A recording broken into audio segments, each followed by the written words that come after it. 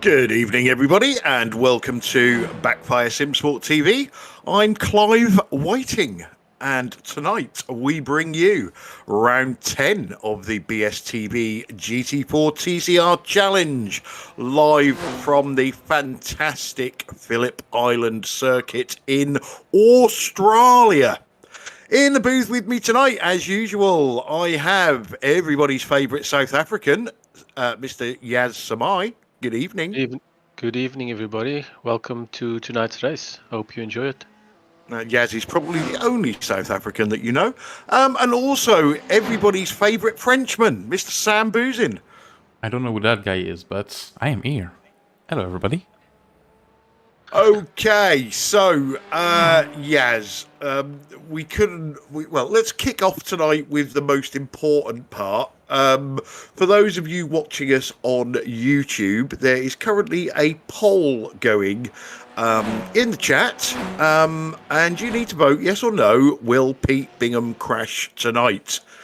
We will keep the poll going till the end of qualifying, and then we will announce the results. Yes, Phillip Island, one of my favourite tracks, a track that I never do any well on. I really struggle on the first turn, I really struggle on the last turn. What do you think of it? Well, firstly, with regards to that poll, I think it's a bit of a rhetorical question. That being said, Pete Bingham does enjoy it around here.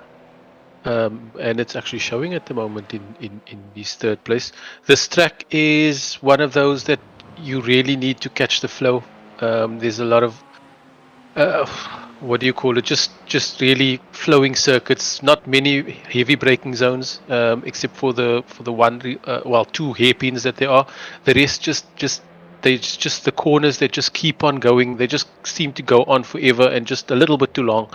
But some people like it like that. And yeah, we'll see how it plays out tonight. Yeah, it's interesting you say about the flow of the track, because it's a track that's easy to get out of the flow. So you get one corner wrong, which then puts you on the wrong side of the track or on the wrong line for the next corner, which means then you're in the wrong position, and it can take you a while to get back on the correct line that you want. Yeah, he's definitely one of those. And like I say, the corners just go on forever. It seems like they never end. And as soon as the one is done, you're into another one. And that's the rhythm you're talking about. You need to keep that rhythm. And if you're out in one, it just is hard to get back quickly. To get back online, like you say.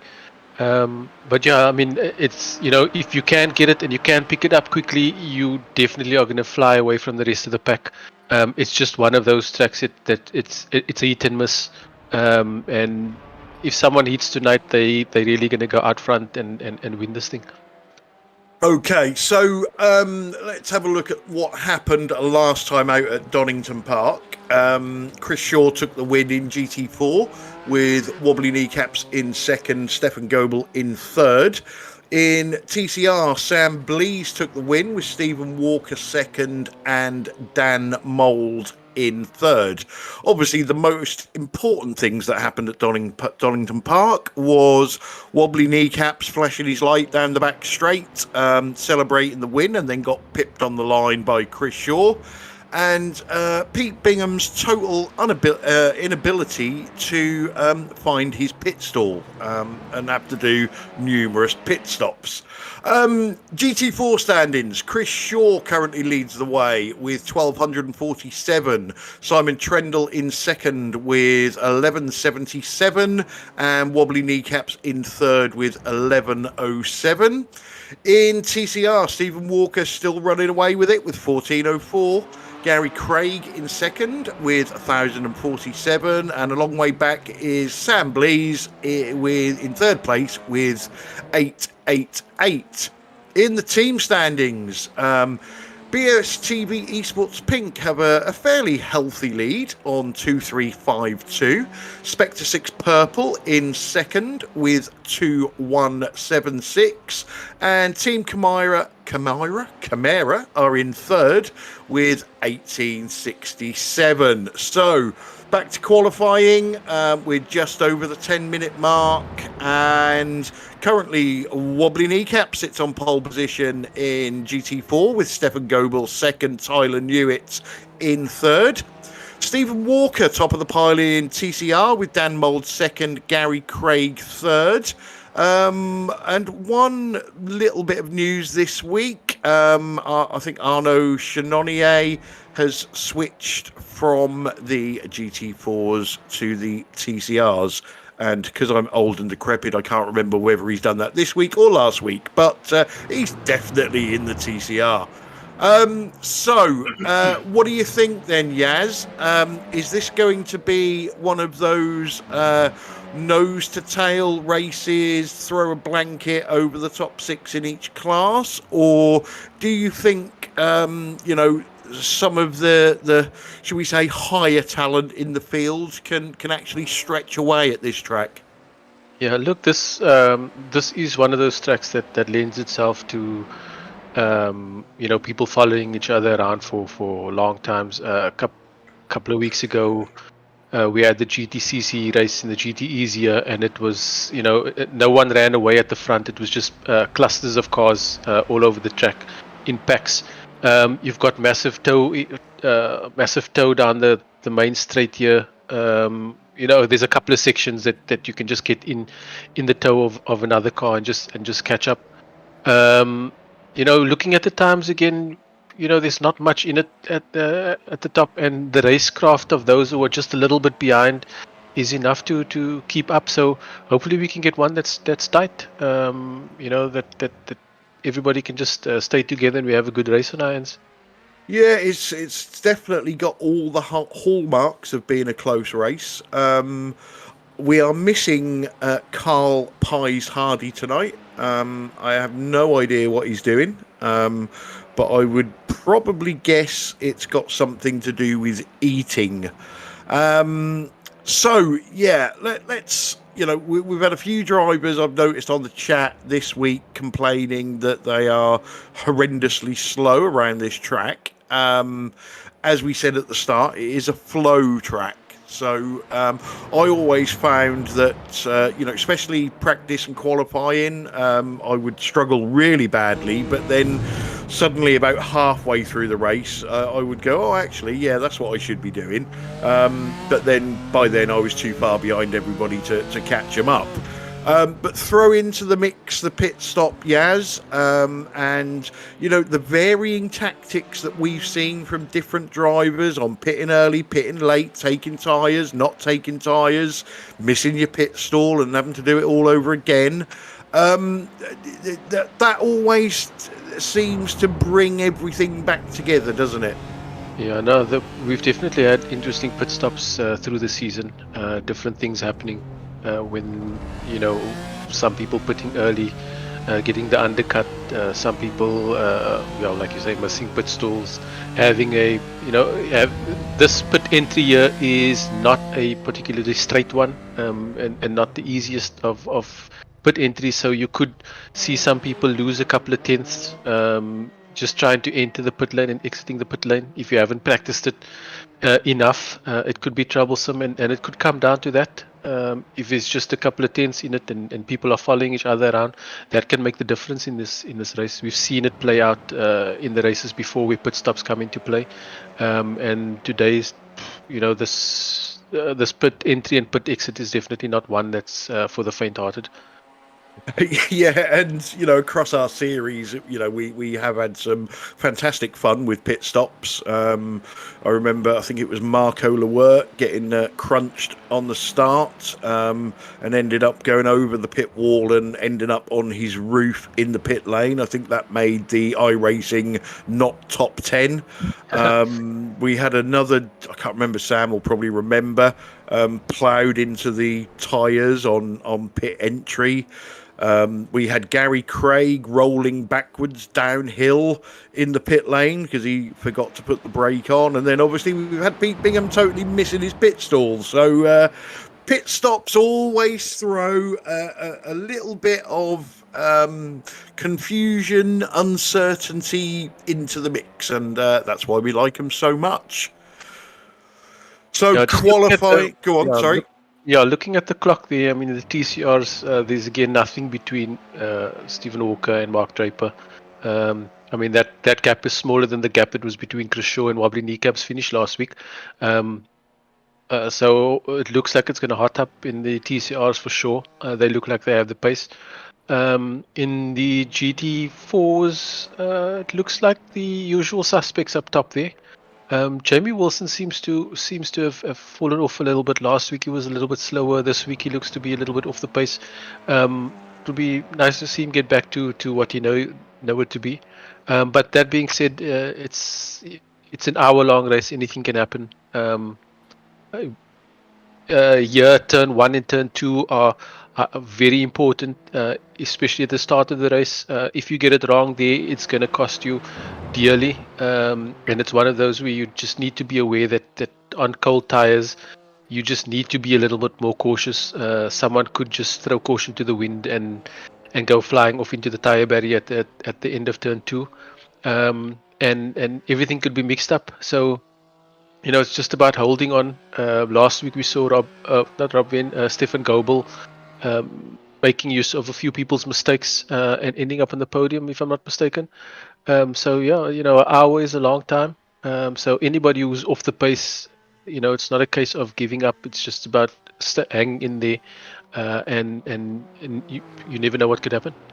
Yeah, and we did speak to Jamie Wilson after the ITCR races on Sunday, and he admitted that he's at the moment just not very good at qualifying, but we know he's got talent, we know he's got racecraft, and we know he can overtake people cleanly. So it wouldn't surprise me to see him at least move up a couple of places early on in the race, and then probably to get any further he's going to maybe have to have some help or something very tactical. Anyway, let's bring you the grid. So GT4, Wobbly Super Flasher Kneecaps takes the pole position in GT4. Stefan Goebel with a fantastic performance takes second, and Tyler Newitt back from his sex cult in third.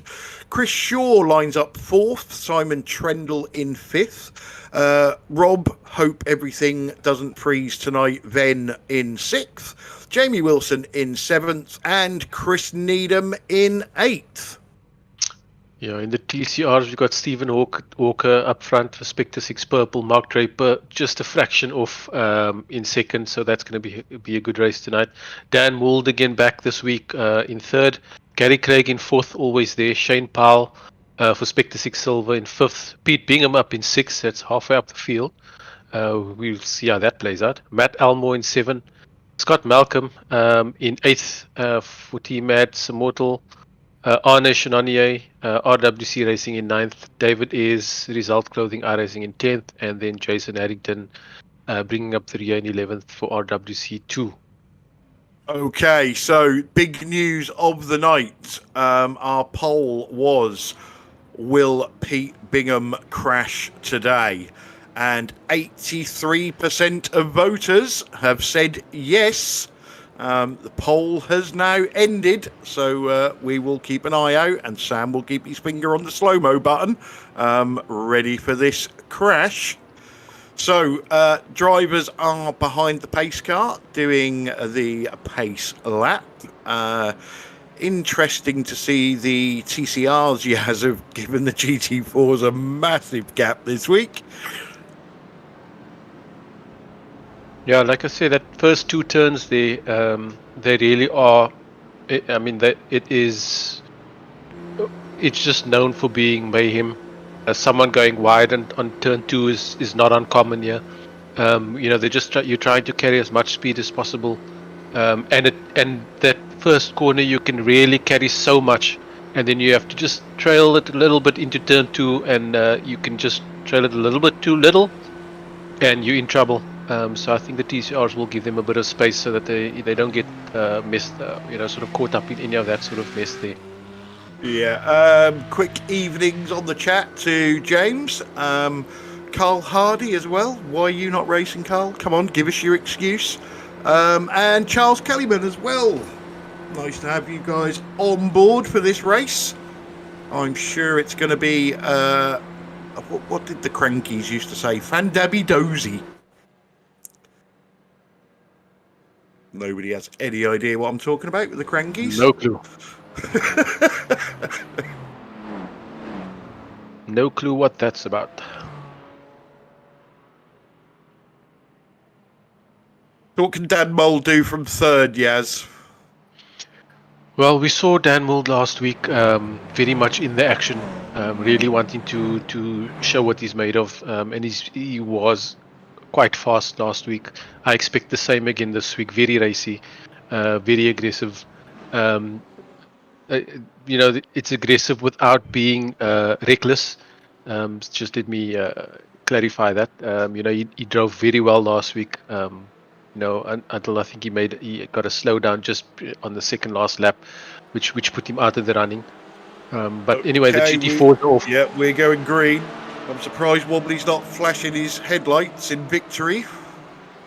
It looks like Stefan Goebbels caught a bit napping there. Tyler Newitt's really all over the back of Wobbly now. He'll probably pull out and try and get to the inside. Yeah, that start looked orchestrated for me. But everyone round turn one.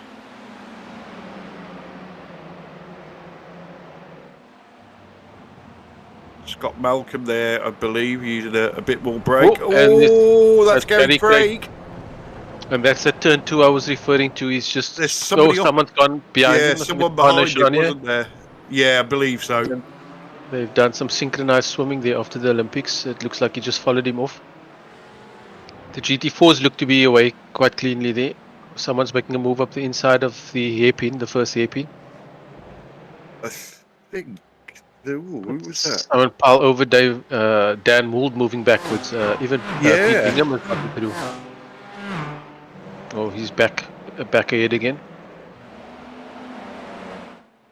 Oh, yeah, Pete Bingham. Something's happened to Pete Bingham. He's lost a couple of places. That might just be SDK sorting itself out. Be interesting to see what happened to Gary. Did he lose it on his own? Did he get a nudge? There we go. Who's that behind him? Ooh, that looked like a bit of a love tap from Shane Powell. Yeah, just a little bit. And yeah.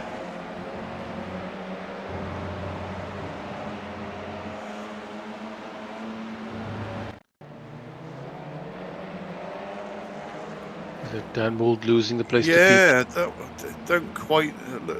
we didn't really see it early enough, did we, to see what had happened to Dan? And then... and that's what happened to Pete. Locked up and went all the way out. Yeah, there's a slow-mo in there somewhere, Sam.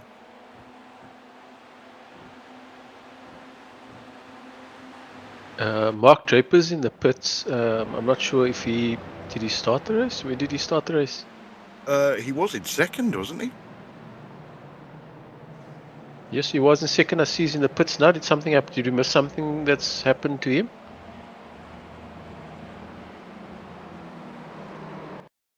Yeah, Pete just a bit too much eager on the load pedal, I think.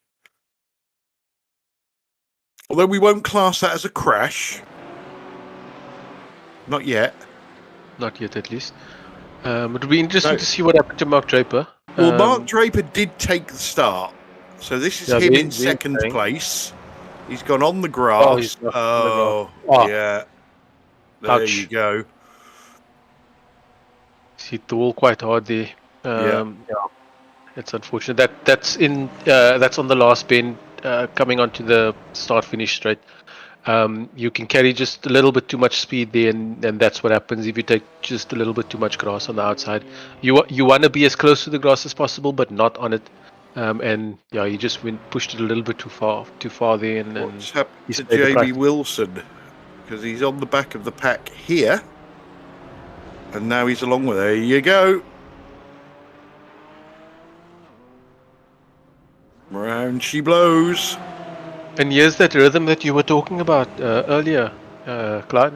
It's just a matter of it's very easy to lose it here around this track, and it's going to throw you off completely. And that's just it. These guys are just taking a little bit longer to get into that rhythm. The cold tires playing a part, and just a little bit of twitchy nerves going on, and that's what happens. Yeah, fantastic drive from Shane Powell in TCRs at the moment. I know we're only 4 minutes in, but up there in second place. And Scott Malcolm as well, up there in fourth, after having some brake issues last time out. Sorry, I was just reading what Mark was saying on the chat. Yeah, I think Scott, from reading the chat, has got his braking issues sorted out. So hopefully he's back to where he was. Yeah, he's taken advantage of some errors that others have made there, and now he sees himself in fourth as well. So let's hope he can keep it up there in the pack and just keep going. It looks like Stephen Walker's putting a bit of a gap on the rest of the pack, and everybody's then very tightly packed. There's a row of four tightly packed in that little train going on there. And yeah, we'll see if they can chase him down. Yeah, same in GT4s as well. Wobbly Kneecaps is putting a bit of a gap on Tyler Newitt. Who's that's Rob Venn having a go at Chris Shaw. Yeah, that's one of those corners where you can, you know, if you want to take the correct racing line, you leave yourself open to someone taking up, you really are leaving the door open, and someone can take advantage of that there. And looks like Rob has taken a couple of corners and made the move. Yeah, Rob did really well there, holding it round the outside. Yeah, that's exactly the way we were talking about. That hairpin is one of those places where you are going to see some overtakes happen. Yeah, Dan Mold's just got past Shane Powell for second place. We're now going to see it.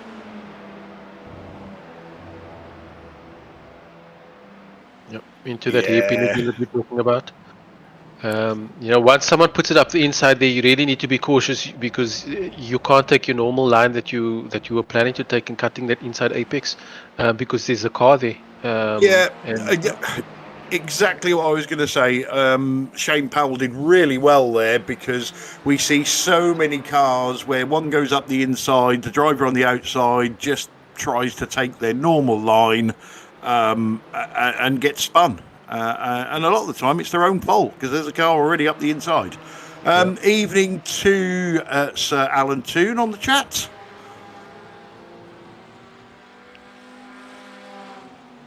So Mark Drape has gone. Kids are off dancing. I don't know whether that's a good thing and he's going with them, or a good thing and the kids have gone out and he's staying at home. Yeah, that's really unfortunate. I mean, he was really on pace in qualifying. Just 2 thousandths of pole position. So that's really unfortunate that his race ended that early. And looks now like Stephen Walker's really putting a gap on the rest of the pack.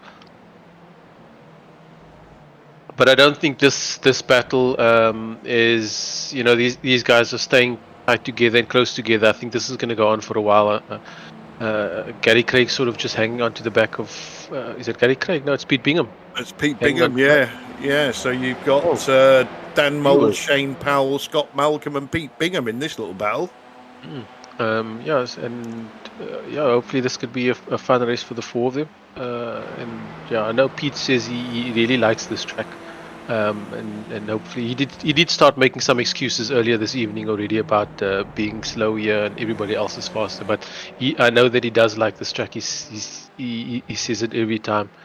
So hopefully it can turn into something on track, and we don't have to see that pole being correct. I can't believe I'm saying that, but hopefully that's the jinx that he needs. Hopefully at the end of the year, in time for Christmas, we will be publishing the Pete Bingham book of racing excuses. At the moment, I think it's about 17 volumes. So, that should be good. Is that just the excuses? That's not the crashes, eh? That's just the excuses for crashing. Oh. He's doing well, holding onto the back of this little train. There is somewhat of a gap opening up between Shane Powell and Scott Malcolm, but it's still less than half a second. But if these four can hold on to each other behind Dan Wold through this, I think they will do well, and I'm almost sure that they run away from the rest of the pack. Yeah, Dan Mould not getting away from Shane Powell, and Tyler Newitt not getting away from Stefan Goebel. Yeah, Stefan Goebel finished second in qualifying, so I mean, we know he's got the pace. It's, you know, I say this every week. Stefan Goebel's so close to getting that win. He's just been so unlucky and hasn't been able to put a race together.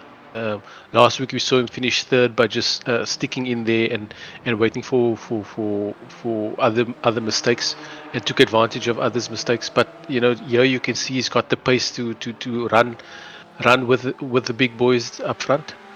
Yeah, these two obviously changed positions at the start with the orchestrated start from BSTV Esports, and something's happened to Dan Mould because he's lost 3 positions.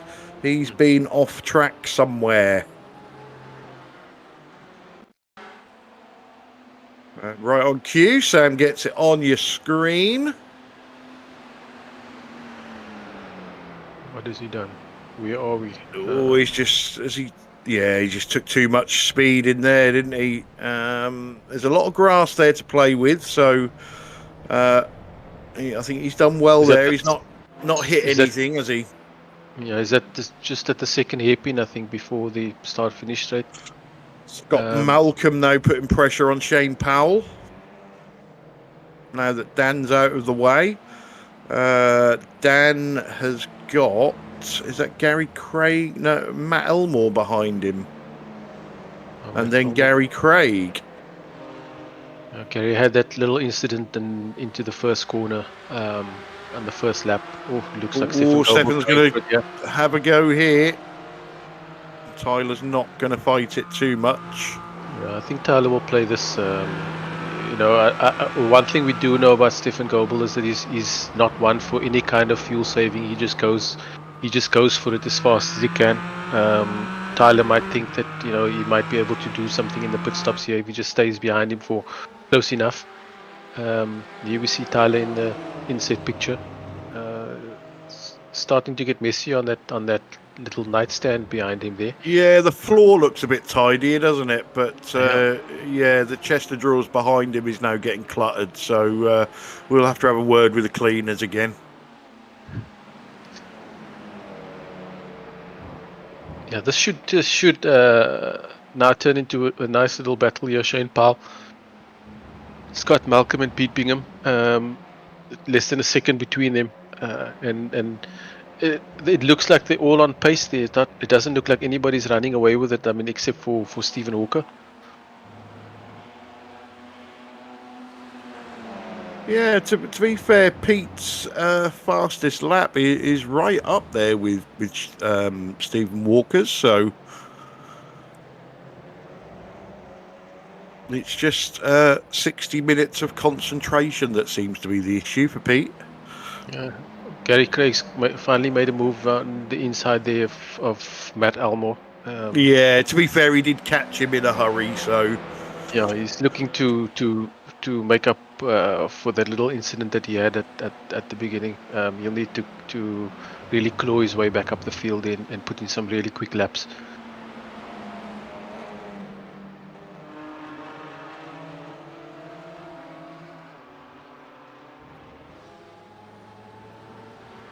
So Simon Trendle, is he going to start putting the pressure on Tyler, or is he going to try and play Tyler at his own game?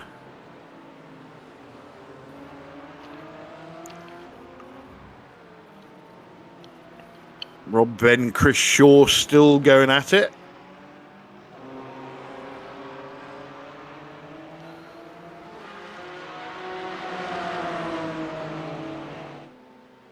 The win of Chris Shaw last week was really phenomenal finish. You know, I don't think we've seen anything like it in any of the BSTV races yet. No, you're right. It was phenomenal and funny. Yeah, it was phenomenal. And I mean, from the one end, it was funny. We enjoyed it because we were rooting for something to go wrong with one of the other drivers, but it still took quite something for Chris to have pulled that off to give us those laughs. And yeah, it was really something to see and something to watch. Glad we didn't miss that one. Yeah, and immediately after the race, Wobbly renamed himself to Rookie Flasher, which I believe the police then got interested in.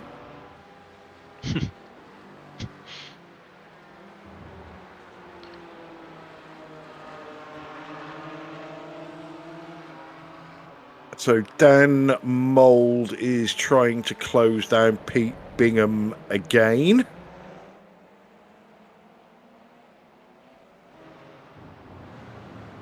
So 15 minutes in, let's take you through the field as it stands at the moment. So in the lead in GT4s, and a fairly hefty lead of nearly 4 seconds is Wobbly Kneecaps.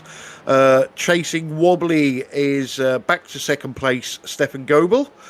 Third place just behind is Tyler Newitt, and then just behind Tyler is Simon Trendle. Then we have a bit of a gap back to Rob Venn, and Chris Shaw was right in his boot, but he seems to have dropped back a little bit in the gas-guzzling McLaren. Chris Needham, the only RWC driver sticking to GT4s at the moment, is currently in 7th, and Jamie Wilson is running 8th after we see him have his little spin earlier.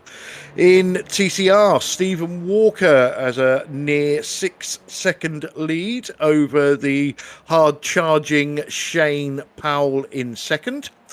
Third place is Scott Malcolm, and this is a little gaggle of cars here. So Scott Malcolm in 3rd, Pete Bingham in 4th, Dan Mould, who we've already seen have a little excursion, in 5th. And then Gary Craig is doing his best after his little bump at the start and run off the side of the track to catch these. He's in 6th. He's just past Matt Elmore, who is in 7th. Arnaud Chenonnier currently runs in 8th place in TCR. Jason Haddington in 9th. David Captain Pugwash is in 10th, and we lost Mark Draper due to an accident right at the start on the first lap. So that's where we are, a quarter of the way in. What are we looking at, Yaz? Are these 2 wins nailed on for these guys in the separate classes? What's that, sorry? I said, are these wins, should we be congratulating Wobbly and Stephen on their wins tonight already? I think what we know of so far is that Wobbly, we definitely can't congratulate him till he crosses the line. He's proved that now very much last week. He had it all the way up until the last corner. Oh, now I've just heard a shout from Wobbly. I don't know what that was all about.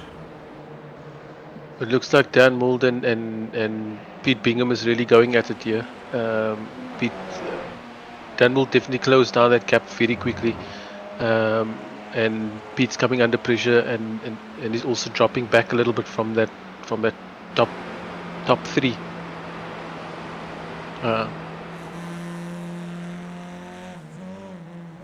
I think Wobbly is celebrating at the moment for some reason. I have no idea. Very strange Dutchman.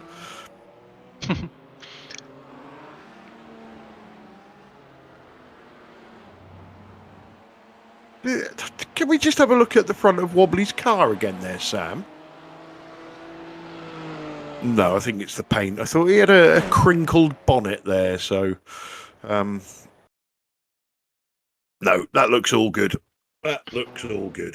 And absolutely fantastic shot. The curb cam in slow motion. Well done to Sam for creating that.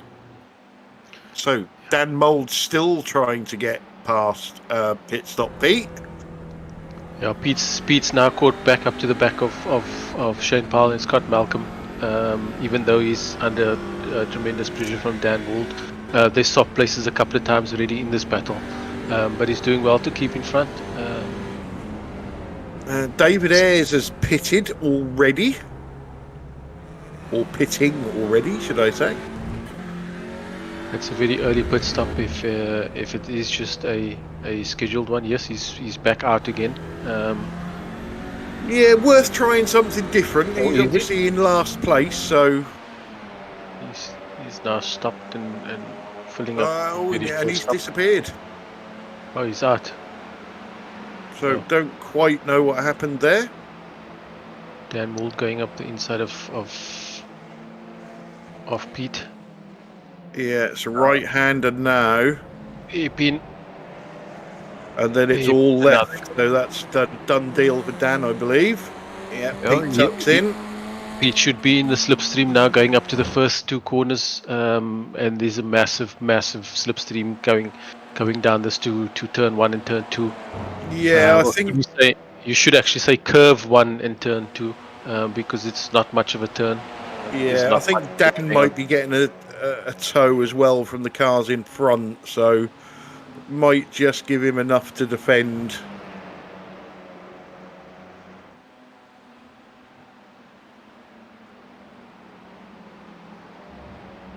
So can Dan do anything about Scott and Shane? I think Scott might now see Dan in his mirrors and think, do you know what, I better do something now. It's a hard pass there because Shane's on the right side of the track.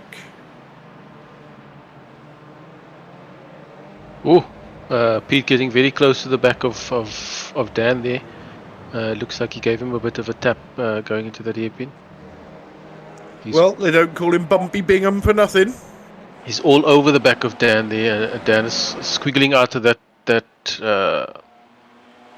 it turn 5? Yeah, they're side by side.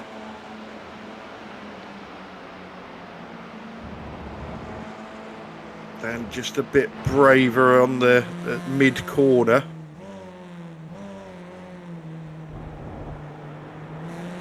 And that's Gary Craig now up behind Pete.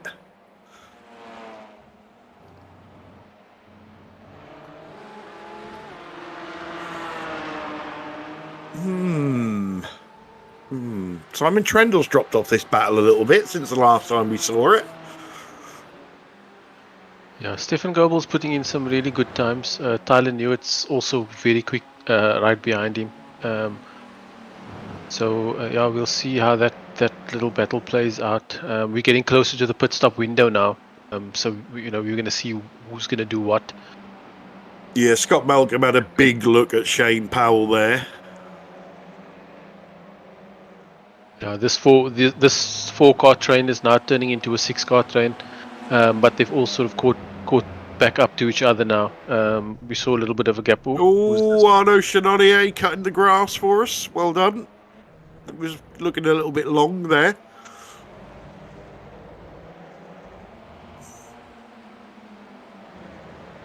Oh, Pete, look, he's going to get and he's giving him another tap. Yeah. Pete's definitely getting in there now. Really, he was quite fast through that corner. I think that Dan Wold was a little bit slower through that. I don't think it was a mistake from anybody. But Pete is actually showing some pace. I don't know what's going on this week. Yeah, well, yeah, I think he's showing some pace, but a lack of understanding with the brake pedal.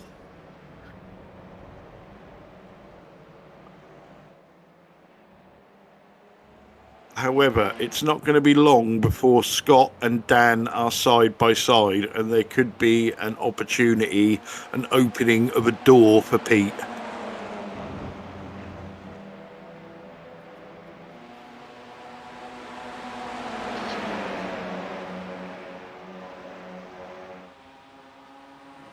Busily watching the timing screen to see who's going to be the first to blink with the pit stop.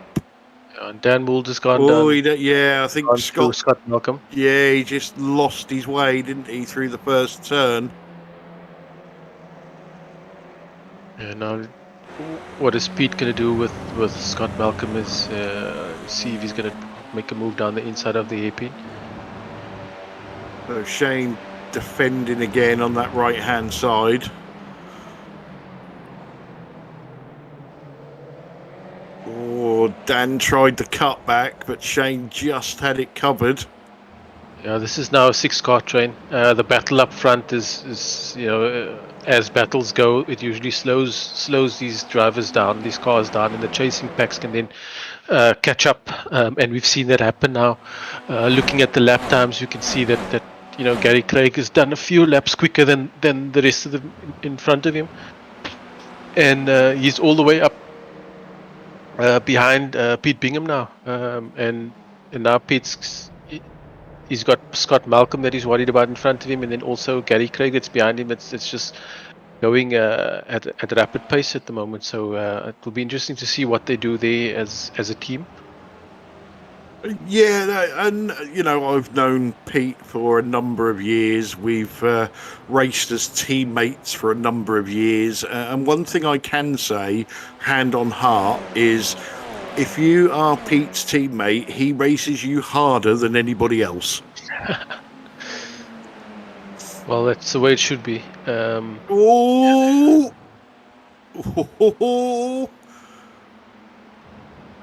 That could have ended a lot worse. Yeah, I think we've missed Dan Mould made his way all the way to second, all the way up to the front of that pack. Shane Powell coming back at him now. Something must have happened. What happened there? He's having another go. Oh, this pack is getting interesting now. It's really side by sides happening here. Yeah, Scott Malcolm goes back ahead of Dan Mould. A lot of position changes here. Gary Craig has got ahead of Pete Bingham, I believe. Dan Mould's moved from second to fourth very quickly there. Just the space of a few corners, but there's really nothing between these drivers now. We've got 6 cars really all on top of each other. What's that? It's about a second and a half between these 6 cars, if that much. And also, let's keep on this battle, but GT4's Stefan and Tyler are starting to close the gap on wobbly kneecaps. Yeah, that gap is getting small, and Simon Trendle's pulled back up to the back of that pack also as well.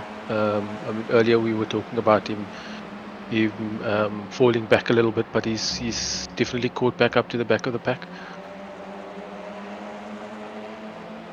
Gary Craig now wants a piece of this action. Yeah, this battle is hotting up, as Charles is saying on the chat. It's hotting up now. I think I think these guys will really be sweating in those in their seats at the moment, and they're doing really well. They're battling it out and giving each other the respect and space they deserve. Yeah, Tyler just got past Stefan again. Dan Mould is on the driver chat saying how much he's sweating. Yeah, I just mentioned that now. It's I'm sure they're getting super hot right now. This 6-car battle is, and it's not a case of being a train because they are battling it out. You see them going side by side and trying to make the pass all the time. So it's no one's just sitting back and staying in this train here. We're seeing some really good racing going on. Yeah, you can go from second to 7th in a couple of corners, can't you, with one mistake? But pit stops are looming. Yeah, I think it's going to come down to pit stops now. That I have a feeling that the pit stops is going to break this 6 up. Like I said, this pit entry and pit. Oh, who's this? Oh, Jamie Wilson going for another excursion.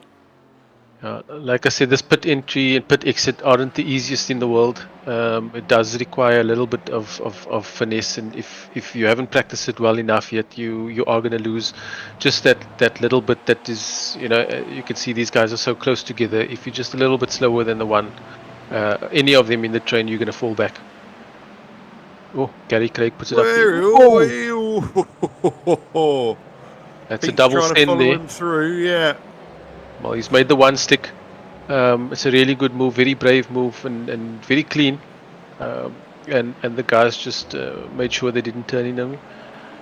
Now, if you're Pete and Gary in this little battle here, would an option be for those two to come into the pits together, get out of this battle, stop losing time, come out in hopefully clear track, and still be able to tow each other?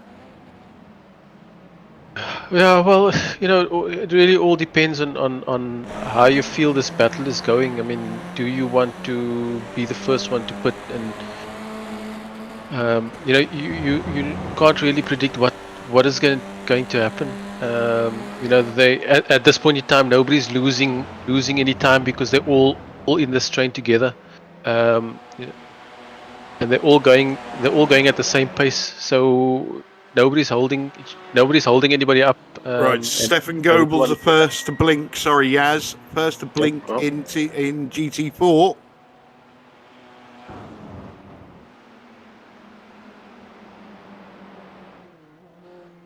Chris Shaw follows him in, as Chris Needham as well.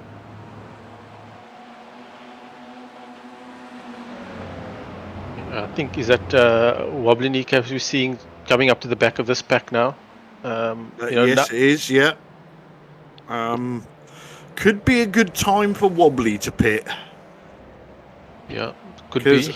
These six battling are not going to be easy to get past, and quite rightly, they shouldn't just pull out of the way and ruin their own race to let him get through. They're in separate championships, so hopefully Wobbly's a bit switched on and can adjust his strategy accordingly.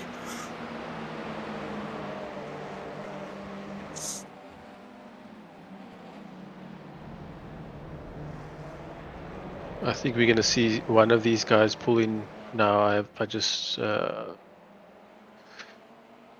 going to be long before someone in this train is going to pull in. Yeah, so just saying about teammates. You've got Gary and Pete are teammates. You've got Shane and Matt Elmore are stable mates. But Dan Mould and Scott Malcolm are lone soldiers. And Wobbly and Tyler in the pits.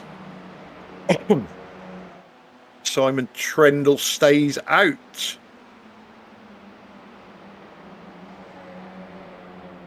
Rob Venn is also pulled into the pits now, so and Jamie Wilson. So Simon Trendle's going the longest here.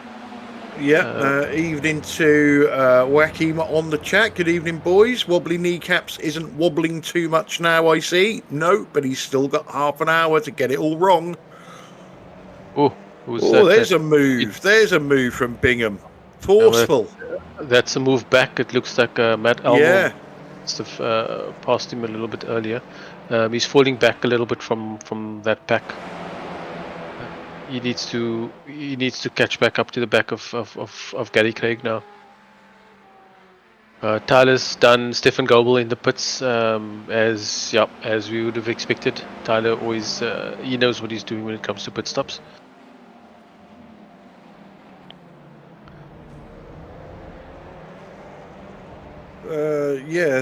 Something that we may have missed there was Dan Mould getting back past Gary Craig.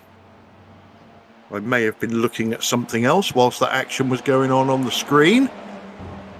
Or maybe we was looking at something else while that was going on. Yep, Simon Trindle's in now. He's pulled into the pit lane. This is Dan Mould trying to thread the needle.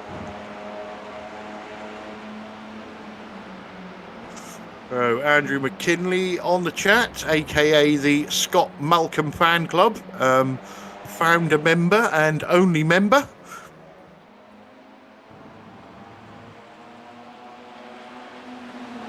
Oh, this TCR battle really is one that's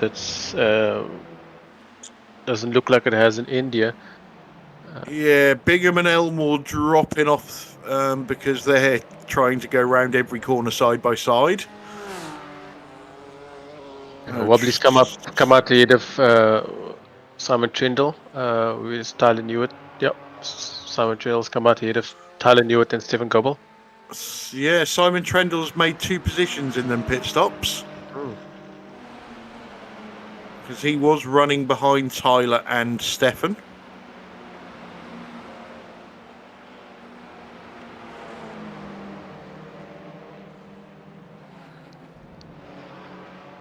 Just thinking back to what we saw just before the GT4 started pitting, if these TCRs pit now, they might just come out in the middle of the GT4 leader pack. So that's going to be something. And who's that? Scott Malcolm's the first one in with Pete Bingham. Yep. There we go. Yeah, they're going to come out very close to the lead pack of the GT4s, and hopefully it doesn't impede anybody. Either way, the GT4s or the TCRs. And yeah. Oh, I'd like to see that from overhead. Oh, that is unfortunate there.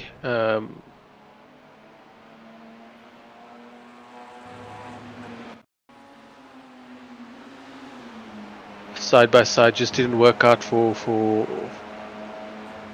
Simon Powell there. Was it Sean Powell? Sean Powell. Or even Shane. Shane S. Powell. Inside. Yeah, I think Dan may have slightly drifted out into him there. But racing incident for me all the way. Yeah, that is unfortunate. They took him out to that. That was a superb battle that was going on there. This put Gary Craig up into third, eh? So yeah, because Gary didn't pit, Pete did. So I'm guessing the conversation when Gary said pit this lap, didn't pit, Pete pitted, said where are you, and Gary said no, I meant this lap. Where does that put? Pete's come out behind Scott Malcolm in the pits. Oh, he was behind Scott Malcolm. Malcolm. Wasn't he? Yeah. So in theory, Pete should come out somewhere around Matt Elmore. Well, there's a big gap between Scott and Pete Bingham now. They've got 3 GT4s between them. So I don't know what's happened there with Pete. That his pit stop was quite significantly longer.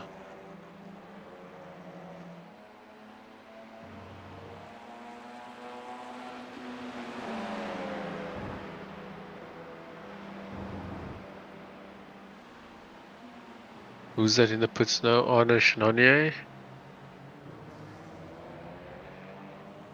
Yeah, so it's Dan Mould and Gary Craig who we're looking at on screen now that are the really interesting ones in this pit strategy. And where do they come out in looking at Scott Malcolm and Pete Bingham, because they weren't too far apart on track. Shane Powell has probably been bumped to the back of that pack after that bit of contact with Dan, but we've seen the pace he's got tonight. He can quite easily get that back. And Charles has asked on the chat, do they take tyres? We tend to see drivers taking 2 because they only really need oh no, sorry, I thought Dan Mould had hit the wall then. Because they don't really need to take a full tank. I think the drivers can take 2 tyres without any additional pit time. Yeah, with minimal additional pit time. Yeah. because it happens at the same time while they're taking fuel. They're doing the tires as well in the series. So yeah, some do tend to take some tires. 2 tires in the GT4s. They'd probably be taking the right side tires around this track. I would Yeah, presume. your fast corners are left, Yep. aren't they? So yeah, it would be right hand side wear. Yeah, there's more, what should you just say? There's more right-hand turns than left here. So, yeah, in the TCRs, I believe it's either fronts or none. There's no point in taking one side. It just throws the balance off in the TCRs. So, yeah, some of them opt to take tires. Some don't. It's just a matter of whether they feel they're going to make up that time or not. That they do lose the few seconds they do lose for doing so. Yeah, and after his pit stop, Dan Mould has got a fairly decent lead over Scott Malcolm. So now it's going to be interesting when Gary Craig comes in and where he slots back into the battle. Matt Elmore in the pit from third. So in theory, he should come out around Pete Bingham, which is not a nice place to be. 20 minutes to go.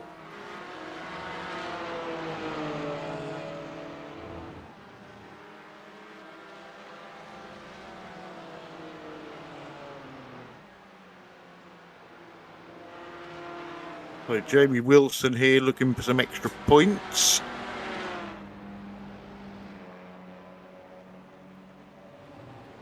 So there's Scott Malcolm. Matt Elmore, is he going to have enough speed? Yeah, he's taking the long way around, and he's. Oh, yeah. I didn't think he would have enough speed, but he's come out a long way ahead of Pete Bingham. Yeah, Pete seems to be the pit stops have gotten him again this week.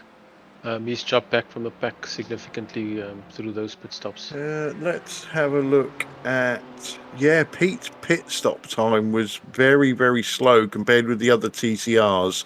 TCR leader Stephen Walker is in.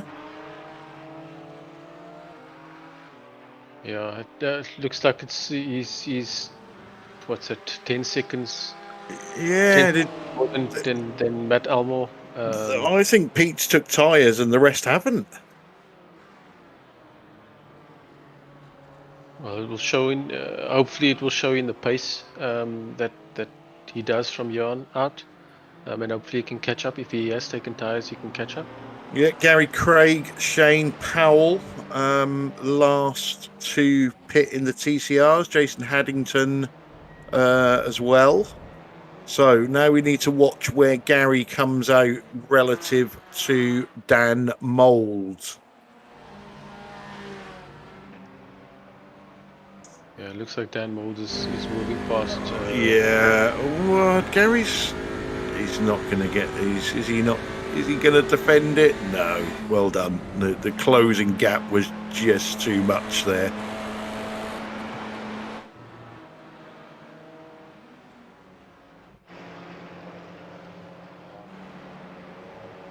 So that is pit stops complete, and unless anybody is underfueled or they have an accident and need some repairs.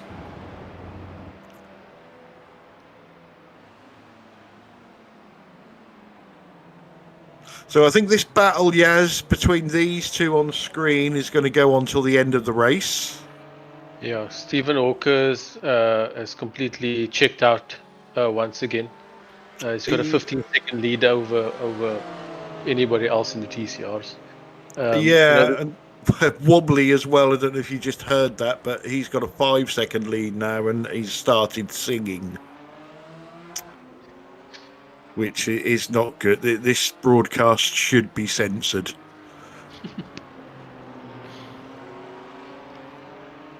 Yeah, Stephen Walker hasn't been significantly faster than anybody else. I think it's just a case of that battle that was going on behind him that gave him that opportunity to sort of pull that gap. Just looking at the fastest lap times, he's sort of there and thereabout with the rest of the guys. They all had about a 1:38.3.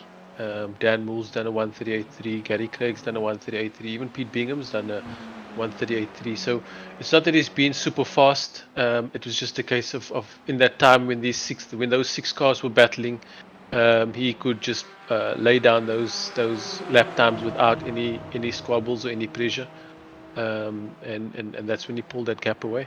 Yeah, I think you hit the nail on the head there. You know, watching Stephen Walker, I think what you'll find is he can, because he gets himself in the lead, he can then do those fast times consistently, lap after lap after lap, whereas the guys behind are always in a battle. So yes, on a one lap shootout they will be as quick as Stephen, but because they're battling with other cars, they can't do it consistently. That's right, and that's what we see, and that's counted for 15 seconds in this race. He's now completely checked out from the rest of the pack. And the front of the GT4 field, Simon Trendle got the jump over Tyler and Stefan in the pits, and I half expected those two guys to come back at him, but if anything, the gap is stable around 2 seconds. Yeah, they also still doing very similar lap times. What's it, about 3-4 seconds difference in that pit stops. Wonder if all of them took tires or not. It would be interesting to note. If anybody didn't, I have a feeling they're going to struggle compared to the ones who did. So Jamie Wilson on Chris Needham. He's not had a particularly fun night as Jamie, so he will be grateful of those few extra points, especially in the team championship. Yeah, he has put his feet off the track a couple of times this evening, but I'm sure you'll still battle on and still want to do as best as he can and finish this race as best as he can.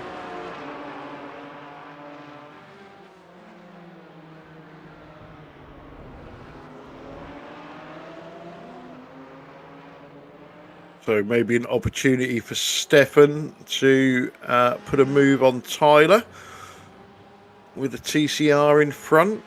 Tyler looks like he's going to get past clean. Stefan's going to catch him just in the right place.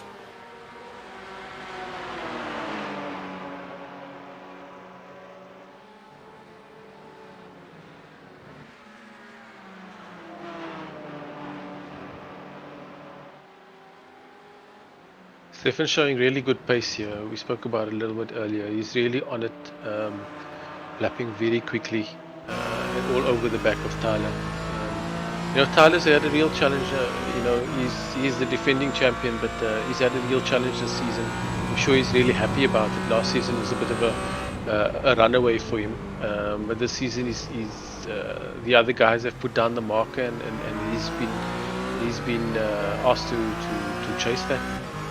Yeah, and obviously Tyler hasn't been able to make every round since he joined his sex cult, so that hasn't helped his title defence. Yeah, but even in the races that he has raced, it hasn't just been the Tyler show as it was last season. Wobbly's won a couple of races, Simon Trendle's won a couple of races, Chris Shaw's won a couple of races. And whereas last season we saw him run away with just about every race last season, where he didn't make a mistake or wasn't run off the road. So it's even though he hasn't been here, when he has been here, he's had a proper challenge this season. Yeah, definitely, most definitely. I think maybe the increase in the allowed fuel has helped some of the drivers close the gap, because Tyler now can't outwit them on strategy alone. So yeah, but that's all good. It makes for good close racing. Yeah, no, for sure. I think that we, this is what we want to see. We want to see Tyler we want to see Tyler in the battle. We want to see him, sort of defending hard when he needs to. We want to see him attacking, not just running away from the field like we did last year. So that's really good. And the guys are really showing up and improving. Yeah, and they are very slowly closing that gap to Simon Trendle.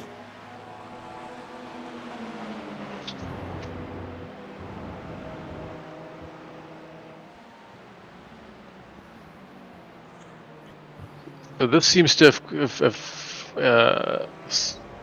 there's a Shane Powell and Scott Malcolm that aren't letting each other go here, with a GT4 in between before we've got Matt Elmore. This GT4 is probably going to come past now.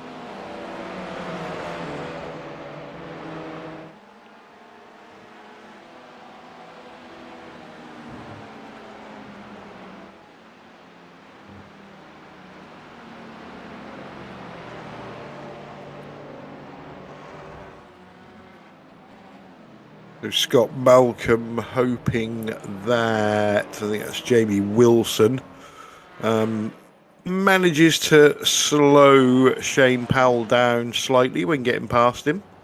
Although he's going to catch him on the front straight, so that's going to be a nice, easy move. Yeah, that would have slowed Jamie Wilson down a little bit, but he's now got it through, so all safe and sound. Yeah, this pack, like you said a little bit earlier, they've chased down Simon Trendle now, and now it's going to be a race to the line in the last 10 minutes for these three.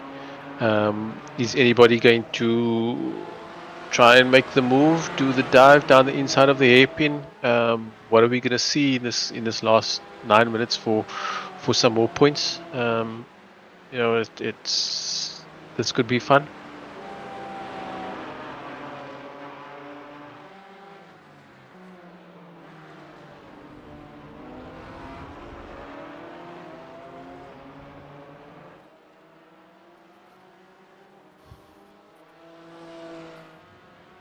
Yeah, Tyler will obviously drag Stefan with him. We've seen Stefan's got speed. Although Simon has the track position, and that sometimes can be all that it's about. Yeah, it's not all about being fast. I say this every week. These guys are so quick on pace, so evenly matched at times, that it does take a mistake from one to be able to make a pass. It's not just a case of, yes, you catch up to the back and then you're going to drive past just because you're faster. It doesn't work that way. If Simon puts the car in the right place and keeps it on track and keeps it in the right place, it makes it very difficult to pass. Ooh, I don't know if it's just, no, it's not. It's on the stream as well. Tyler's having a few Bingham cloaking moments. Perhaps that's his tactic to get past Simon.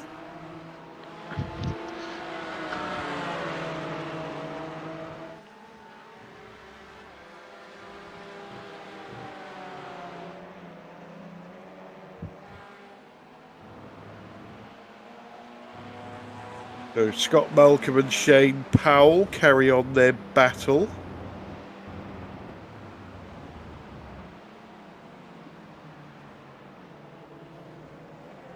Matt Elmore hoping that they get side by side very quickly so he can close the gap and join in. And then Pete Bingham is just behind Matt Elmore.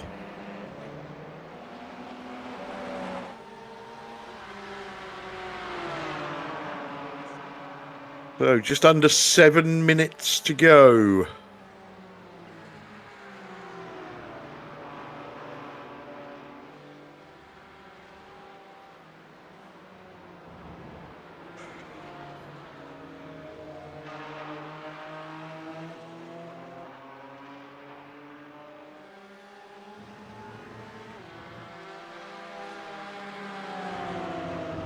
Simon's managing that gap very well there and keeping Tyler at bay. Doing enough to stay out of reach. To stay out of giving Tyler any ideas to want to put it up the inside at the hairpin perhaps.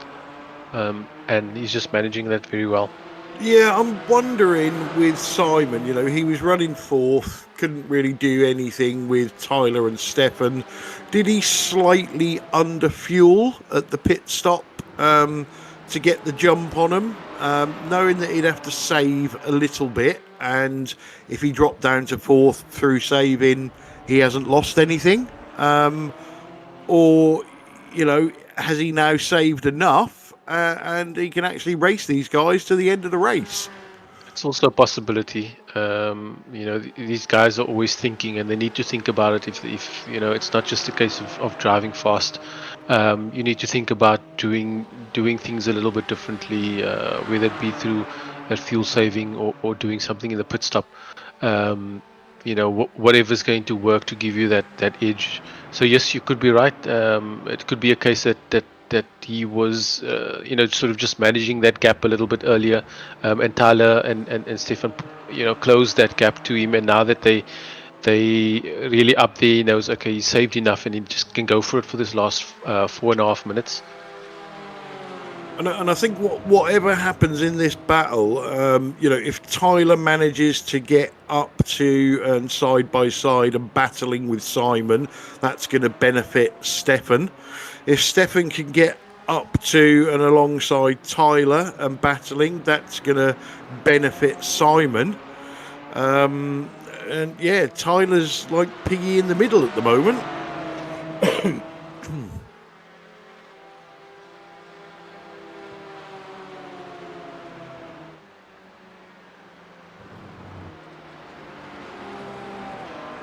What it does mean is that these three drivers can't switch off for this last bit of the race. They're going to have to have him full focused and concentration for this last 4 minutes. It's definitely not over for them yet. Yeah, and I think we're going to get 3 more laps.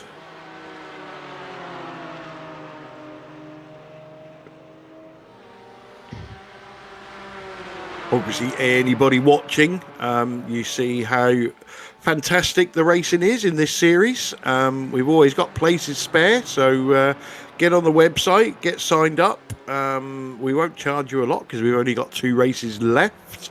There's plenty of help on our Discord. All these drivers, doesn't matter how talented they are, how quick they are, they will always have time to help you out and get you quicker in whatever car you choose.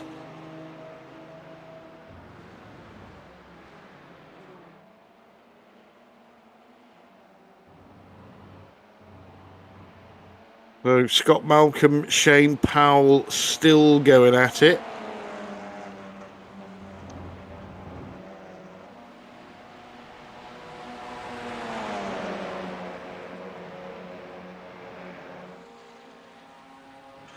Shane doing everything he can to break the toe to Scott Malcolm.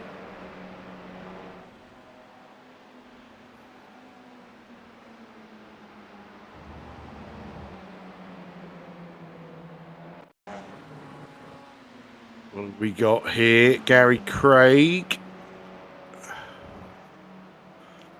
Has he dropped off? He has dropped off the back of Dan a little bit, and that's going to drop him off even further. There's plenty of runoff there. Yeah, I think that's the incident that made that got him to drop off the back of Yeah.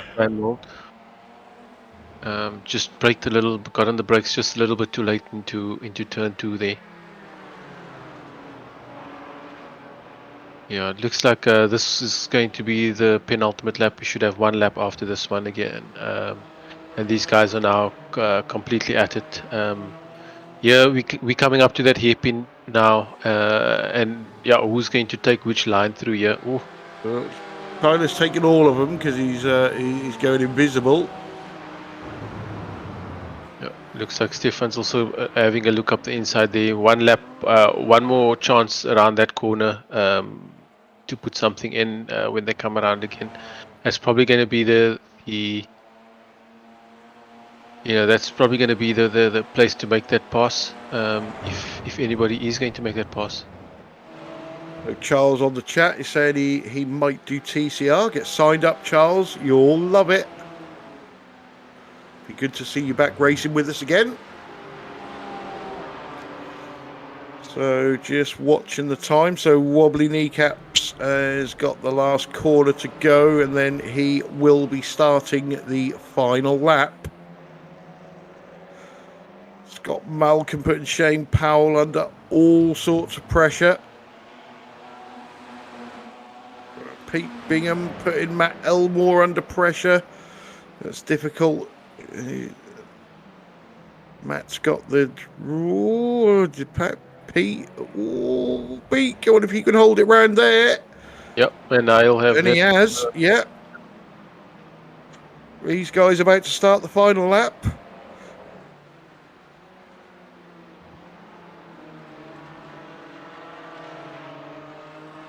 I think Tyler might just be a little bit too far back to make that move into the hairpin here now. Stefan is all over the back of Tyler though. Oh, no, that gap is a little bit too big.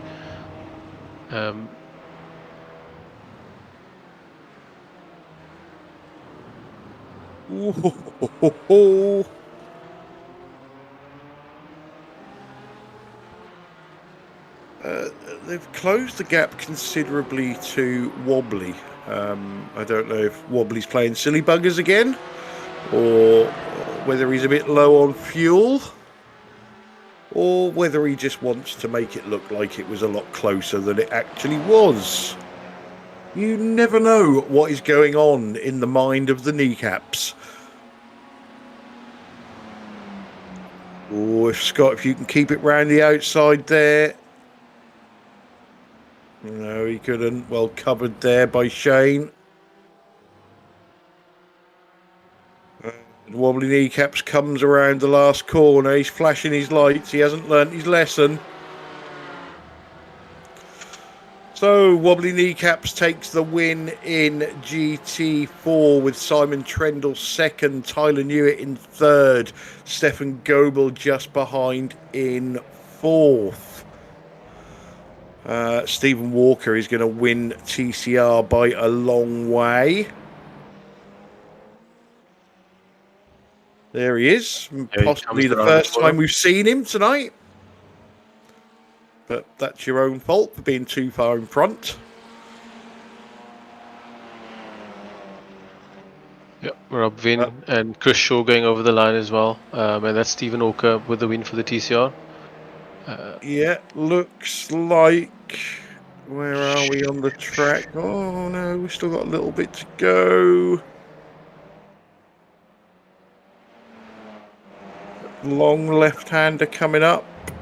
Dan Mould's going to take second place. Gary Craig third. Looks like Shane Powell, unless Scott gets a hell of a run, which he hasn't.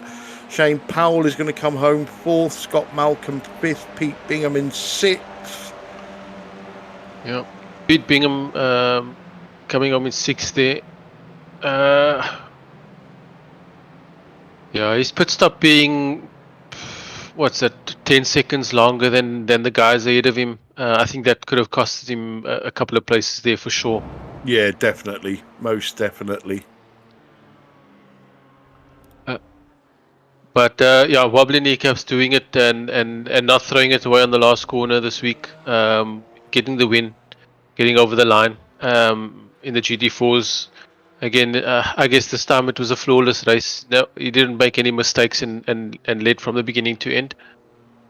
And that's race results. It's up there now in the GT4s, like we were saying. Wobbly Kneecaps taking the win for BSTV Esport Pink. Simon Trendle for Team Chimera coming in second. Tyler Newitt for BSTV Esport Orange. He had Stephen Goebel all over the back of him from this pit stop.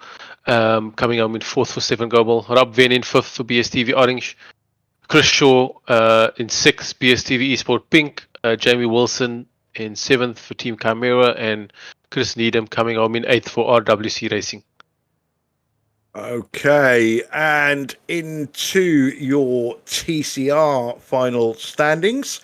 So Stephen Walker for Spectre 6 Purple takes away a commanding victory. Dan Mould for Ignium Motorsports in second. We see him second, third, fourth, second, fourth, third, second, but he finally held on. Gary Craig, after a first turn incident, fought his way back through the field to finish third for BSTV Esports Green.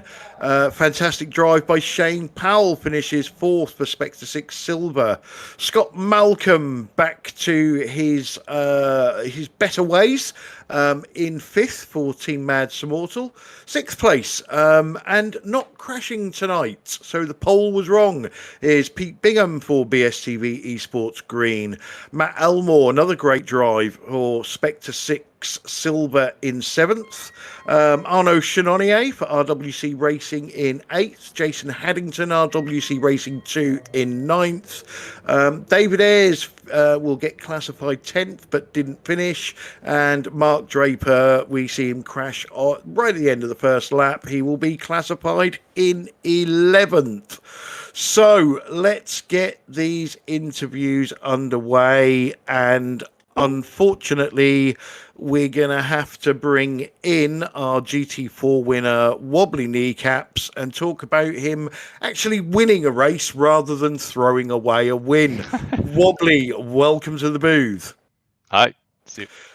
Now, first question, was that as easy as it looked? Yeah, I'm just really fast on the track. I think it's my favorite track, and if I didn't push the whole race, I just kept it clean, kept it safe, and saved a bit along the way, especially in the first stint in the middle part. And I mean, the others are fast. It's not that they're not fast. I'm just fast on this track. It's just a big difference. And second question, last week's win that was thrown away, did that cross your mind at all during tonight's race? I hope to cut the flashing, because I flashed every straight, at least almost every straight. So yes. And was it, I can't put a wheel on the grass and spin off because those buggers in the booth are going to rip into me again? Oh, no, that wasn't running through my mind because Clive wasn't here. Oh, that's fair enough, yeah. No, it was just a fun race. I mean, I just really like the track, and I know that Simon and Tyler and Chris will be on the pace again next week, so I was expecting to win this one, but I'm looking forward to another fight next week. Yeah, and I believe it's Alton Park next week, so a very old school British twisty tight track. So I don't think it's gonna be a runaway win next week. No, definitely not. Okay. I mean, it's kind of similar to Donington, and I've been bashing Donington the whole week through that when we drove it, so. Yeah, brilliant. Okay, mate. Well, look, we're going to get through these because I know Sam's had a long drive today. Any shout outs you want to give before we let you go? Shout out to you guys for setting up the broadcast and starting the league, doing all the stuff to keep it going, and Tyler for being there, Rob for being there, and all the other drivers, Simon, and Jason for waving to me on the straight. Brilliant. Okay, well, congratulations on your win, fella, and we'll see you next time out. Cheers. Okay, Yaz, so we will bring in our runaway TCR winner for you, Stephen Walker. G'day, mate. Well done, Stephen. Another win, massive win there. We didn't see any of you until you crossed the finish line at the end. You were all on your own. I don't even know if I should ask, what was that like? Yeah, it wasn't the race I was expecting, if I'm honest. I did the official last night at 7:15, and it was we were basically nose to tail. The top three were nose to tail for almost the entire race. So I was expecting exactly the same thing. Obviously, with the group of guys we've got in here, again, it was unlucky Mark. I think what I got told is he caught the grass on at the end of coming out the last corner at the end of the first lap, or just before the race started, and obviously put him into the wall, and that separated everyone. And then, unless I made a mistake, then as long as I kept a fairly decent pace, they weren't going to catch. Because obviously then they were battling as well. So again, I just kind of got a bit lucky, to be honest. Yep. Yeah, there was a massive battle on behind you, and we spoke about it in the broadcast, that it gave you the opportunity to just drive your own race without being disturbed while they were sort of, in the battle, hampering themselves to catch you. I mean, in the end, I think the gap was about 20 seconds. So I mean, you were quite comfortable up front there. In terms of what you were thinking with your pace and your strategy. Was there anything going on that while this was happening? Is there anything that you were thinking of on what you needed to pull off? Well, I didn't notice until we crossed the start. Well, just before, when it's basically my crew chief wasn't working. Well, it was working, but I couldn't hear it. So I was trying to work out how much fuel I needed to put in if it didn't work. But it turns out, for whatever reason, I just couldn't hear it. It was actually dirt, so it did my fuel. So I was literally going through the race. Every time I go down the straight, I'm like, right, I need to add in this much fuel. I need to add in this much fuel. Because I've got like the dashboard with fuel usage and things on it. So I'll be honest, that kept me occupied. And then I just tried to keep hitting the same pace as much as I could while the tyres were going off, trying to manage them as well. And what was the tire wear like? Were they going off? Could you feel them getting a bit more slippy towards the end? Yeah, I'd say after the pit stop, I couldn't get anywhere near a 38. So they'd definitely gone off. I forgot to check because I always do. I always think about it during the race, and then as soon as it's done, like, don't even think about it. Which is annoying because I like to know, because I'm sad and I like those kind of things. But yeah, it was definitely going off. I had a lot less grip around under braking and turning, particularly the last sector. Well, I'm sure you also like winning, which you've done once again. So congratulations on another big win. Well done, and we hope to see you out at Oulton Park again next week. Yeah, definitely. I like that track. These last few tracks are some of my favourite ones, again, apart from Suzuka. That one can do one. So yeah, I'll be definitely there for Oulton Park. Yeah, so yeah, no, thanks guys, I appreciate it, everyone. Yeah, any thanks you want to give this week? Yeah, just obviously usual suspects with teammates. I think Shane came fourth, so that was a really good result for him. Just got a bit unlucky, could have been in with a shout of a podium.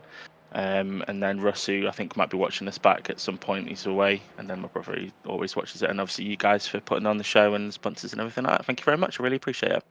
Yep. Well done again. Congratulations. And we'll see you next week. Thank you very much. Bye-bye. I think at some point we're going to have to get Stephen's predictions on the lottery numbers, because he wins a lot of races in this series and he always puts it down to luck. So, yes. Okay, so next into the booth, we have our second place finisher in GT4, which is the elusive Simon Trendle. Welcome to the booth. Hello. Can I get a scrutineer's inspection on every inch of Wobbly's car? Yeah, I think you need to I don't know. We might scrutinise your pit stop. So I have data, I can back that up. You was running round in fourth, got the jump over Tyler and Stefan in the pit stops. Now, please let me know that I'm wrong, because I hate it when I'm right, and Sam hates it even more when I'm right. Did you slightly underfuel the car with, with the thought of, well, if I have to save a little bit and those two get past me, so be it. I haven't lost anything? No, I had enough to do about 80% of an extra lap if there was one. Oh, okay. So the pit stop then, because obviously that's where you got your second place from. Had you planned to do that when you did, or did you react to the other guys and think, you know what, if I go a little bit longer, I think, what did you go, a lap longer? I may be able to get the jump on these guys? I went a lap longer than Tyler, I think. But yeah, the pit entry there is tricky and really narrow. But if you nail it, you can gain a load of time, and I think that's where I gained most of mine.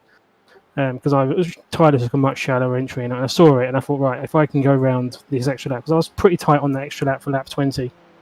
I thought if I can get in there quickly, and with a tiny bit less fuel that I'm hopefully need to take, should get me a bit of time. I was surprised how much time I had actually. Yeah, they weren't right behind me, and I had like half the last stint without them in my draft, which I needed because the car died towards the end of that. Yeah, that is one of the big things with the BMW, isn't it? Did you take any tyres? I took right sides, which is what cost me quite a lot of the time that gap that I got, because I took a lap and a half to get them warmed up again. Okie dokie. Now, we obviously you very rarely come in the booth to speak to us, but your teammate Jamie comes in, so we always ask Jamie about your race. So Jamie's race, he had a bit of a mare tonight, didn't he? Yeah, he spun about 7 minutes in, and then that was it. It was just cruising around.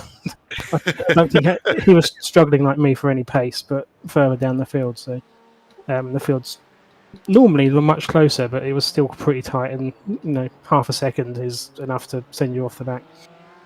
Okay, but ultimately, second place. Yes, you couldn't get anywhere near Wobbly, and I do apologise because I don't know if you have the driver's chat on, but I did hear Wobbly singing to everybody, which wasn't very nice. But yeah, you've got to be happy with your night's work, considering you had no pace. Yeah, I had no pace, but thankfully Chris had less, so it's worked out well for me on that one. Excellent. Okay, Phillip, so before we let you go, any shout outs you want to give? Yeah, you guys for hosting, broadcasting, etc. It's always good fun to watch back, and everyone in GT4 for a good race. Excellent. Well, like I say, congratulations on your second place, and we'll see you next time out. Thank you. Okay, so they all want interviews tonight, Yaz. So next up, we have for you second place in TCR, Dan Mould.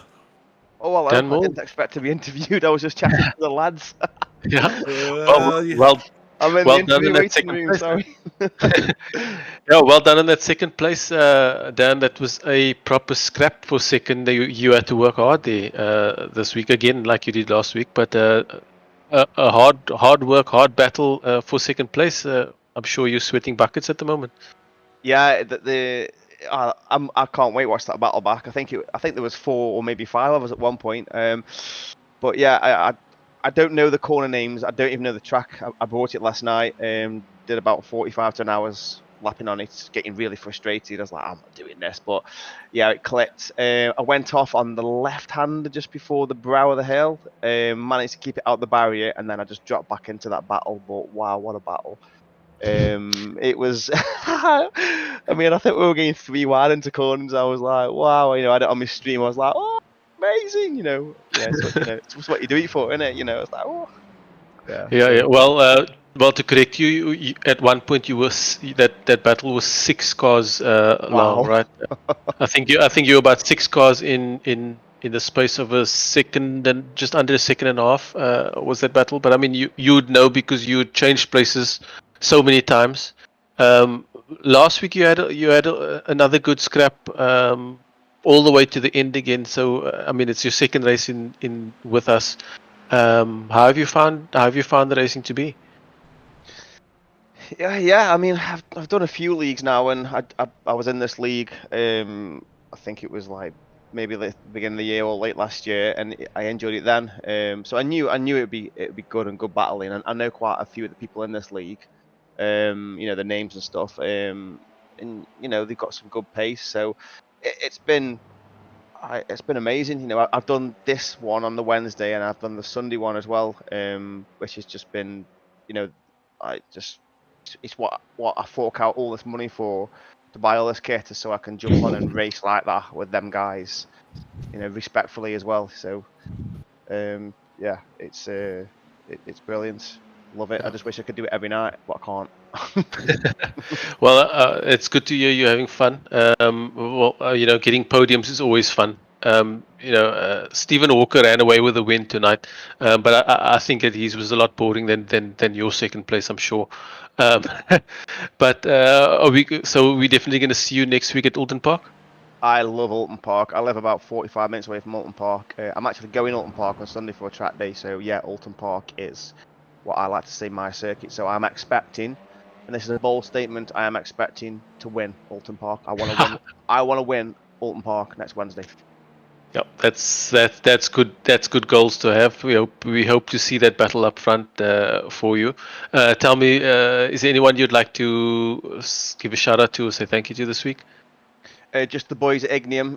They're currently doing league racing art, so I doubt they're watching this stream. But if they watch it back, hello to all the boys there. And anybody who knows me. And I want to say thank you to you guys. Thanks to Clyde for allowing me back in, and Paul Bingham, is it? He's been major help with me.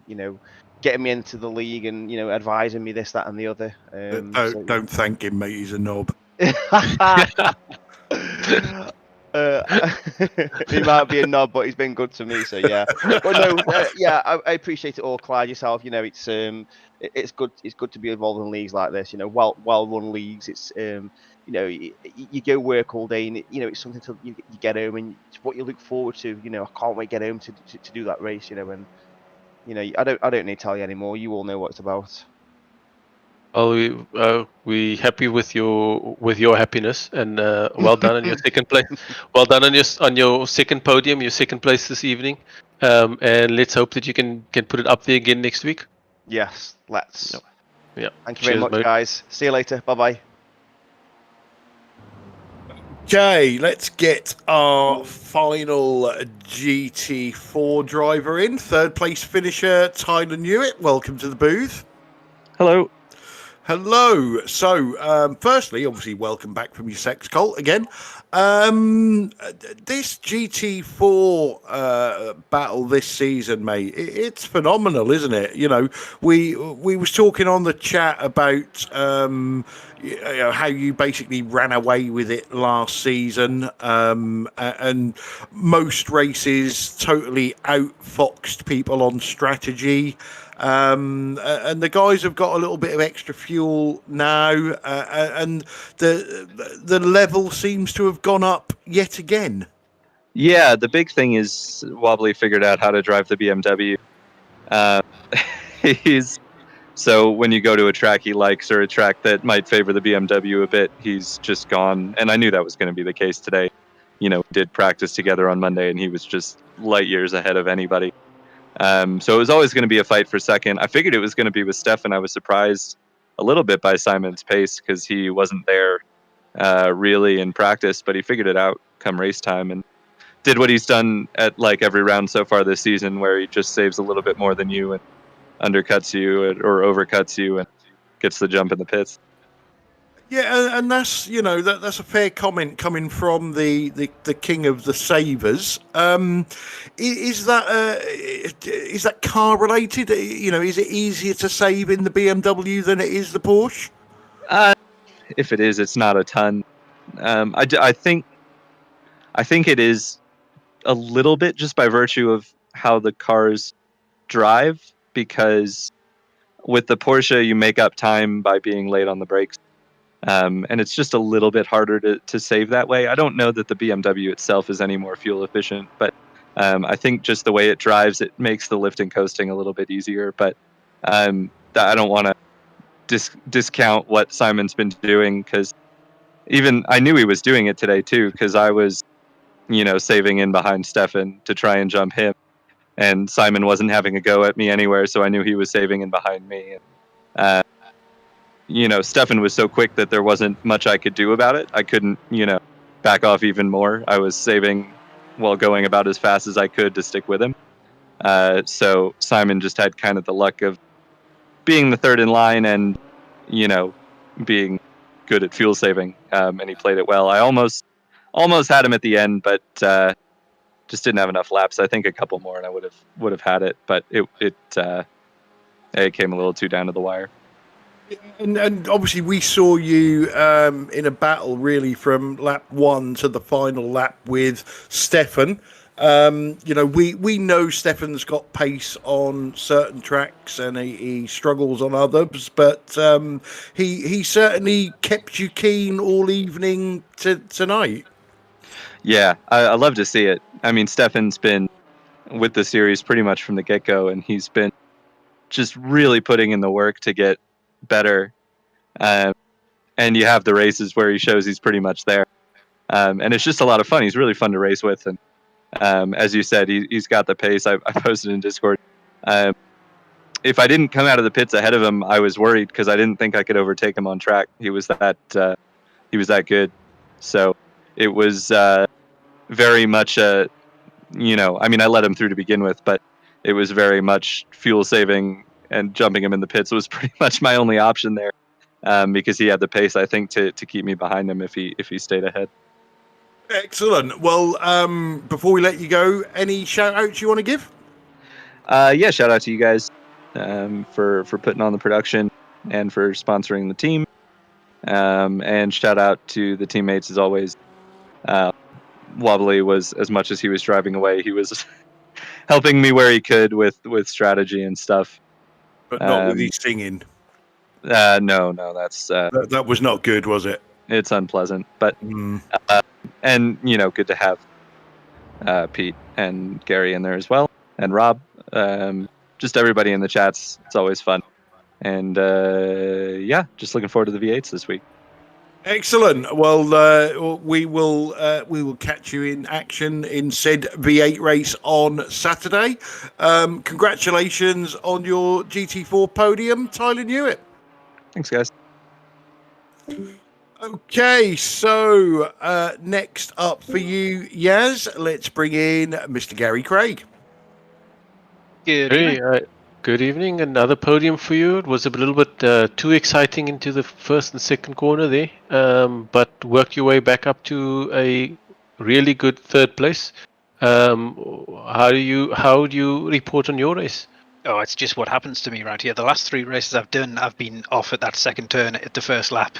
Like happened to me last time we raced here. I had to get out of the way because I nearly hit Mark and went off. It happened to me last night, trying to avoid GT4s, and then tonight I just got a little bit of a 0x on the back from Shane, which sent me off. So it's just one of those racing things. But yeah, I managed to recover, got back, and then threw it off there at the end as I was talking about last year's race where I threw it off. So it's one of those things that I do around here by the looks of it. But it was really good fun coming back, and then it was a really, really good battle when I got back up with the guys. Yeah. That battle when you joined the back of that little battle that was there, it was a 6-car battle that went back and forth. Because we were all strung out for a good few laps, and we just all converged at the same time, and we were all covered by about a second, like all 5 or 6 of us at one point. Super close. Yeah, the top 4. The 4 ahead, not the top 4, because Stephen Walker had run away at the front, and nobody saw him again. But the 4 ahead of you were attached at the hip for most of that first stint, and then you caught up with him. And yeah, it just went back and forth all the time. I think that was one of the better battles we've seen all season. And you were in that. What was it like being in that? Sort of being in that sandwich in that battle? Well, I kind of watched it for a bit. Dan and Scott were going at it for quite a long time. Shane was doing a good job at the front, and it really was just a lot of changing places in the middle of it. And then they all kind of held themselves up, and I ended up doing a big send on Dan, which ended up being a send on Scott as well, because I sent it that deep, but managed to keep it out the side of Scott. And yeah, we just swapped back and forward. It was good fun. Unfortunately, everyone pitting kind of broke that up a little bit, but me and Dan came back out side by side and then had a good race all the way to the end after that until I had a lapse of concentration. Not that I was going to catch him. He was super fast out that last turn. Yeah, we've seen the pit stops spread the field out a few times this season, but that just comes down to some people doing it better than the others, which obviously you've done this week as well as Dan. So that's well done to you guys to make it onto the podium. We're going to see you out at Alton Park next week. Yep, should do. Alton Park's a good track. I think we'll be a lot closer there. It's just one of those tracks that is really good for kind of close racing. Whereas this one, it's a draft track. Like Stephen broke that draft and there was no coming back. And then the pack kind of can stay together, whereas Alton, it's a lot more, it's a lot less draft focused, but it's a lot more technical, and it still leads to really good racing though. So I'm looking forward to that one. Oh, that's good, man. Are there any thank yous or shout outs you want to do this week? Yeah, shout out to all the guys in that battle, because that was really good fun. And a shout out to Pete. He tried something different. He thought he was not liking his tyres at the end of that first stint, so thought he'd try something different, take some fresh ones and see if he could catch up. Didn't work for him, but it was a good try to actually give it a shot. It's just with the fuel being having a bit more fuel now, it just doesn't give us enough time in the pits since we're taking less fuel, so tyres aren't really an option. It's better to just deal with worn, horrible tyres. So fair play to him for actually trying though. But yeah, thanks to all the other guys as well. Good battle, and thanks to you guys for the broadcast. Cool, man. Well, we'll look forward to seeing you next week, and well done on your podium. Cheers. Thanks, guys. Okay, so last but not least, let's bring in Mr. Scott Malcolm. Welcome to the booth. Hello, guys. Hello, yeah, wakey. So normally you get dragged in last because you finished 8th or 9th or 10th. But even so, you always come in for an interview. Last week you came back to the series, and I noticed on the chat that you'd had some braking issues that you got sorted, and then bang, 5th place. Is that all down to your new brakes? I think so. I think that's what's happened. The fuel, I just completely ripped it to bits and cleaned them out. New load cell, the works, and they just feel like totally brand new pedals now. So I think that's what the difference is.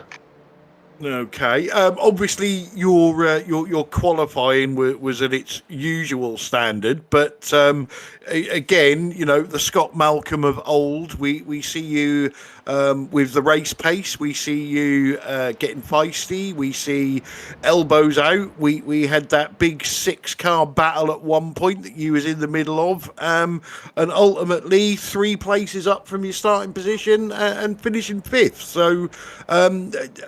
You happy with that, or do you think you could have done more? I reckon I could have got 3rd place in that, but I think I pitted about 2 or 3 laps too early. Okay, that's always interesting, and obviously something to learn from. So, possibly finished ahead of Shane and Gary then. Yeah, I think I should have if I'd done the pits right, but then again the spotter was telling me to come in that lap, so I don't know what happened. Well, I would say that the problems you've had with fuel in the past, you was probably wise listening to your crew chief. I've listened to him before. He's been wrong before, so it was a gamble I was willing to take. but well, yeah, it's great to hear you enjoying your racing again. Great to have you back with us again. And even better, from my point of view, to hear you. Rather than going, I'm happy with 5th, going, well, actually, no, I think I could have done a bit better than that. So, hopefully the last couple of rounds of the season, if you're going to be with us, you're going to be up there battling them guys for the podium places. I hope so too. I really hope so. I think I've proven before and today that I can mix it with these big guys every now and again, so I like Open Park. Open Park's usually one of my strongest ones, but I'm going to put my neck on the line and say I'm going to win it. Excellent. No, I'm only joking. I just said I had Dan saying that earlier. Oh, bugger. I was really hoping you were serious then, because one of you has got to be wrong at least. So I'm going for 2nd. We're behind Dan. Excellent. Okay, Scott. Well, like I say, it's always a pleasure talking to you, and nice to see you enjoying it again. Any shout outs you want to give as you're in such a happy mood? I'm always in a happy mood. All the usual suspects, all you guys for giving up your time and putting these races together and sorting these broadcasts out. All the rest of the guys for putting on such good races. Team Mad, Result Clothing as well for putting up the practice sessions when I could make them. Especially Carl for doing all that. And I think that's really about it. That's what I can think of. Sorry if I forgot about anybody. Well, no, that's all right. So we know you never thank the wife, so you know. I'm going to say congratulations on your 5th place, and we'll see you next time out, Scott. Yeah, cheers. Well, I think you can hear from his voice a totally different Scott Malcolm there. Always good to see him enjoying his racing, even though he did sound grumpy tonight. That is happy Scott. You know when he's grumpy Scott. Right, guys, we've had some fantastic racing tonight. It's that time of the night where I put you on the spot. And because we've not really heard anything from Sam tonight, I'm going to put Sam on the spot first and ask him for his driver of the evening. Shane Powell. Ooh. Yeah. Ooh, okay. Pretty good performance from Shane since he started. I think he improved a lot, and he held 2nd place for long today. I think he deserves a vote. Okay, that's great. Yaz, your driver of the evening?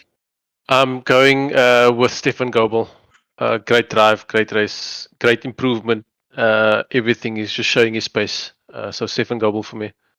Okay. Now, obviously, I don't pick winners. It would be very easy to say Wobbly Kneecaps or Stephen Walker, but no, you won. That's all the credit you're getting. In GT4s, as Yaz said, a fantastic race by Stefan Goebel. Showing us once again that he has got the pace to battle it up the front. I could have given it to Simon Trendle for his tactical nous, running round in 4th, looking like he was going nowhere and getting the 2nd step on the podium. But it's going to go to a TCR driver tonight. And again, a lot of TCR drivers did really, really well. Very impressed with Gary Craig's run from the back of the field. Dan Mould, I just enjoy watching racing because, wherever he is on the track, there's a battle going on. But it saddens me to say I'm going to have to agree with Sam. I said it right near the start of the broadcast how well he was doing, and it wasn't a flash in the pan. He kept it up for the whole race. So my vote is also going to go to Shane Powell.